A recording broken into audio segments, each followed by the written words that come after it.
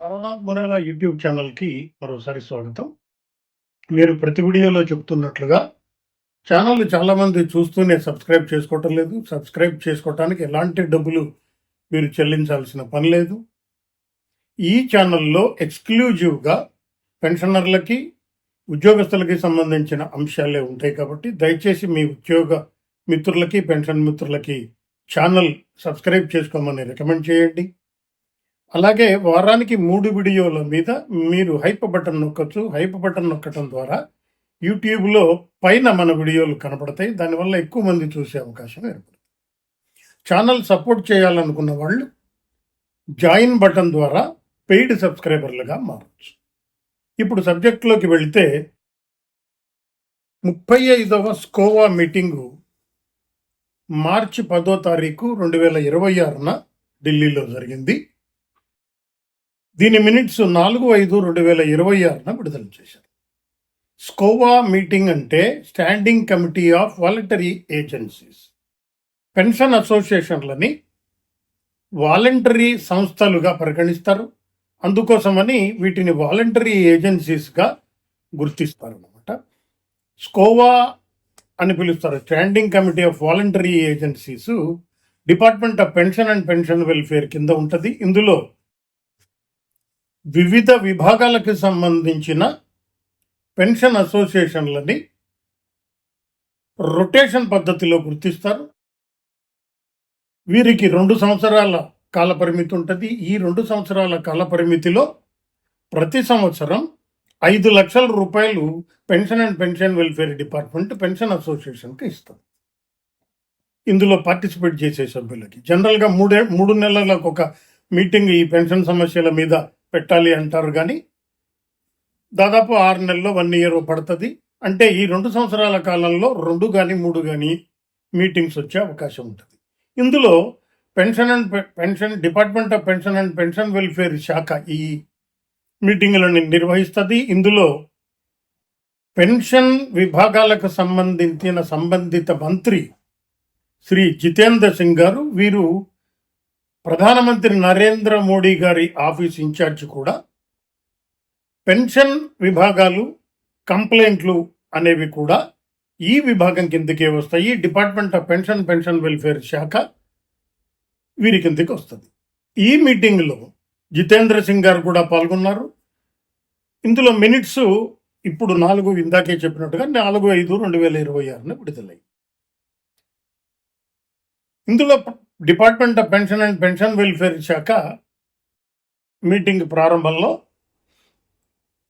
Pension payment ఆర్డర్లు టైమ్లీగా issue చేయడానికి చాలా జాగ్రత్తలు తీసుకుంటున్నామని, ప్రతి సంవత్సరం అక్టోబరు, నవంబరు నెలల్లో డిజిటల్ లైఫ్ సర్టిఫికెట్ల క్యాంపెయిన్ కండక్ట్ చేసి అందులో డిజిటల్ లైఫ్ సర్టిఫికెట్లు సబ్మిట్ చేయడానికి పెన్షన్ అసోసియేషన్లు వారి ద్వారా సబ్మిట్ చేసే ప్రయత్నం చేసినప్పుడు వారికి ఇన్సెంటివ్లు ఇచ్చే ఇది కూడా చేస్తున్నాము అని చెప్తూ, అలాగే పెన్షన్ అదాలత్తులు తరచుగా కండక్ట్ చేయటం ద్వారా పెన్షన్ శాంక్షనింగ్లో కానీ, పెన్షనర్లు ఎదుర్కొంటున్న ఇతరత్ర సమస్యలను కానీ సెటిల్ చేయడానికి మేము చాలా కృషి చేస్తున్నాం అనే పద్ధతిలో చెప్పారు.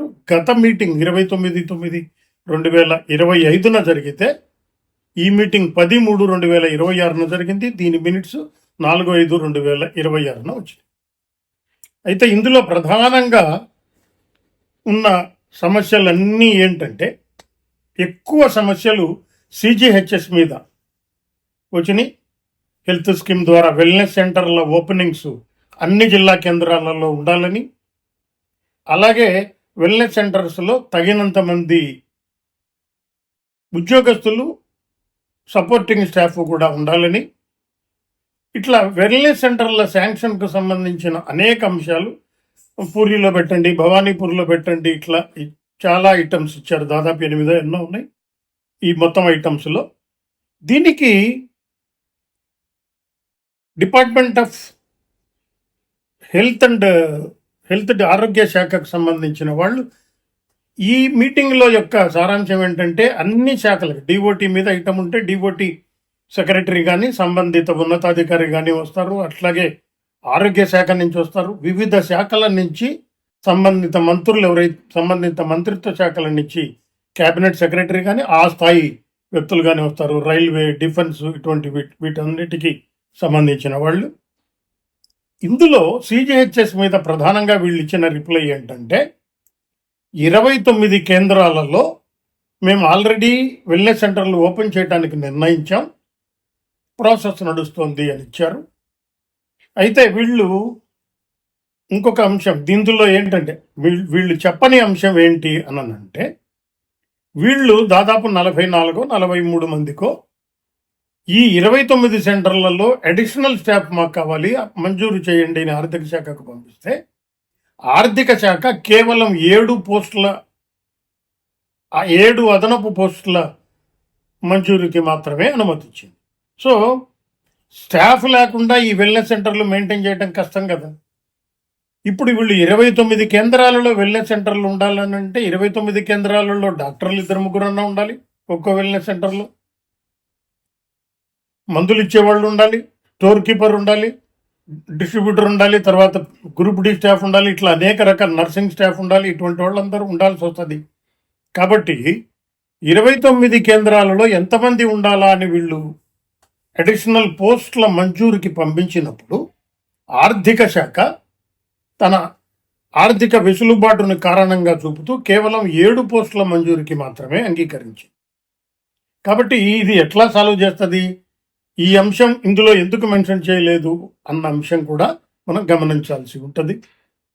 అట్లాగే వీళ్ళు ఇచ్చిన అదనపు ఇంకొక ఐటమ్ సిజిహెచ్ఎస్లకు సంబంధించింది ఏంటంటే పార్కిన్సన్, డిమెన్షియా ఉన్న వాళ్ళకంటే మతిమరుపు ఇవి వచ్చిన వాళ్ళకి వాళ్లను చూసుకోవటానికి ఒక మనిషి అదనంగా ఉండిపోవాల్సి వస్తుంది. కాబట్టి అటెండెన్స్ ఫెసిలిటీ ఇవ్వాలి, అటెండెన్స్ అలవెన్స్ ఇవ్వాలి అని చెప్పి అడిగారు. ఈ డిమాండ్ని హెల్త్ అండ్ ఫ్యామిలీ వెల్ఫేర్ శాఖకి వీళ్ళు రెఫర్ చేశారు.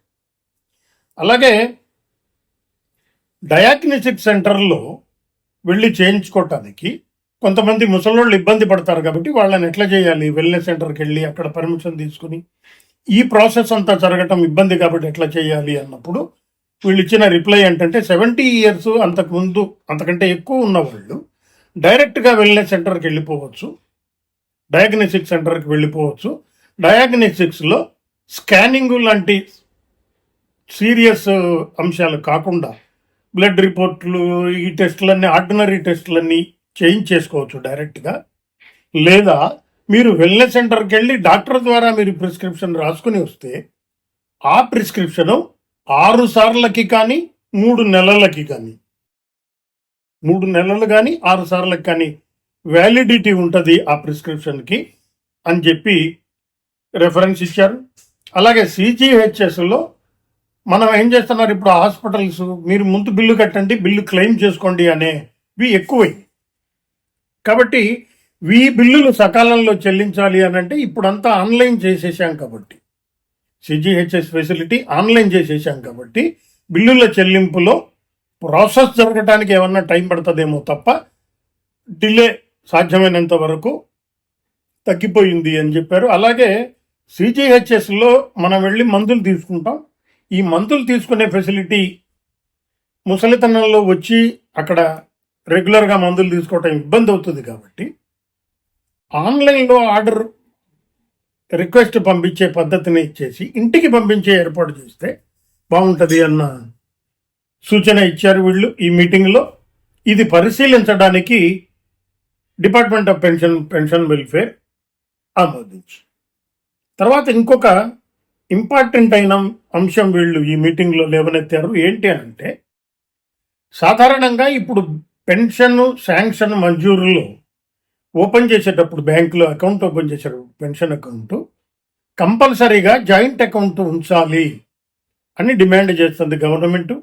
అయితే జాయింట్ అకౌంట్ వల్ల ఉన్న ఫెసిలిటీ ఏంటి అని అంటే పెన్షనర్కి ఏదన్నా ఇబ్బంది జరిగి దురదృష్టవశాత్తు అతను మరణించినప్పుడు డెత్ సర్టిఫికేట్ బ్యాంక్కి ఇవ్వంగానే అకౌంట్ డిలీట్ కాకుండా అకౌంట్లో పెన్షనర్ అకౌంట్ డైడ్ అని రాసి వైఫ్ పేరుతో అకౌంట్ నడుపుతాం. అలా కాకుండా సింగిల్ అకౌంట్ ఒకవేళ ఉంటే పెన్షనర్ చనిపోగానే అకౌంట్ ఫ్రీజ్ అవుతుంది. మీరు ఫ్యామిలీ పెన్షన్కి అప్లై చేసుకోవాలి. ఫ్యామిలీ పెన్షన్కి అప్లై చేసుకునేటప్పుడు మళ్ళీ ఉద్యోగి యొక్క భార్య లేదా భర్త అకౌంట్ ఓపెన్ చేసుకుని ఆ అకౌంట్ని పెన్షన్ అకౌంట్గా, ఫ్యామిలీ పెన్షన్ అకౌంట్గా లింక్ పెట్టుకోవాల్సి వస్తుంది. ఈ ప్రాసెస్ అంతా జరగడానికి 2-3 నెలలు పట్టే అవకాశం ఉంటుంది. జాయింట్ అకౌంట్ అయినప్పుడు ఈ ప్రాబ్లం ఉండకుండా సేమ్ అకౌంట్ రన్ అవుతుంది, డ్రా చేసుకోవటానికి, అకౌంట్ చేసుకోవటానికి కూడా పనికొస్తుంది. అయితే ఈ జాయింట్ అకౌంట్లో కూడా ఇప్పుడు కొత్త ప్రాబ్లం వచ్చింది అనేది వీళ్ళు department of pension and pension welfare department దృష్టికి తీసుకొచ్చారు. ఏంటంటే కొన్ని బ్యాంకుల్లో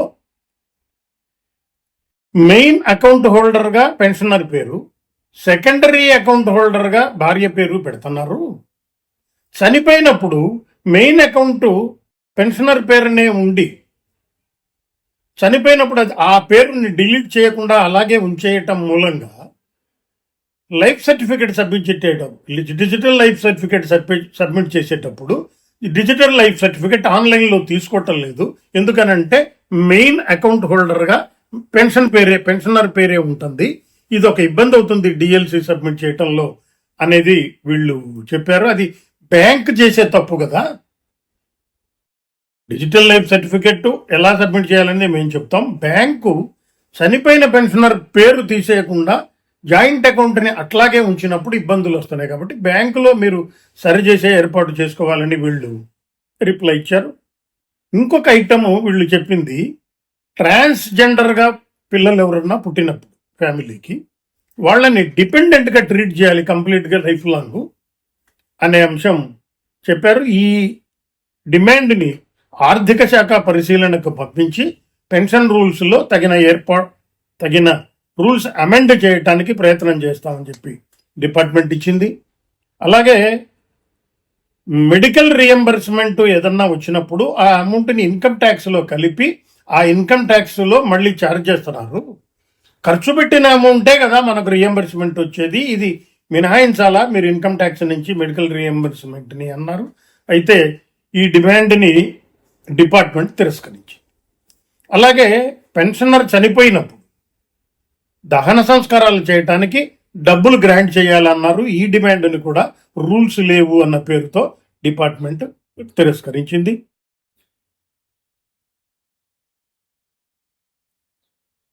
పెన్షనర్లకి సర్వీస్ సెంటర్లు ఓపెన్ చేయాలి, దాని మూలంగా పెన్షనర్ ఏం సబ్మిట్ చేయాలి, ఎలా సబ్మిట్ చేయాలి అన్న అంశం మీద తగిన గైడెన్స్ ఇవ్వడానికి సర్వీస్ సెంటర్కి వెళ్తాడు అఫీషియల్ అని చెప్పి మన డిఓటి అబ్జార్బ్డ్ పెన్షనర్ల తరఫున ఇందులో వచ్చిన పెన్షన్ అసోసియేషన్ డిమాండ్ ఇచ్చింది. దీనికి డిఓటి నుంచి మాకు రిప్లై రాలేదు అని చెప్పి ఈ ఐటమ్ని పెండింగ్ పెట్టారు. ఫ్యామిలీ పెన్షన్ శాంక్షన్ కావటంలో పెన్షనర్ చనిపోయినప్పుడు కొన్ని చోట్ల అవి లేవు ఇవి లేవు అన్న పేరుతో ఫ్యామిలీ పెన్షన్ శాంక్షన్ కావటం డిలే అవుతోంది. ఈ డిలేని తగ్గించాలి అని చెప్తే డిపార్ట్మెంట్ ఆఫ్ పెన్షన్ వెల్ఫేర్ ఈ మధ్య మేము షార్ట్ వీడియోస్ ఏమేం చేయాలి, ప్రొసీజర్ ఏంటి అన్న దాని మీద షార్ట్ వీడియోస్ రిలీజ్ చేస్తున్నాము. గైడెన్స్ వస్తుంది పెన్షనర్లకు అన్న ఉద్దేశంతో అవేర్నెస్ పెంచడానికి ప్రయత్నం చేస్తున్నాము అని చెప్పింది. ఇవి ఈ మినిట్స్లో ప్రస్తావించిన ముఖ్య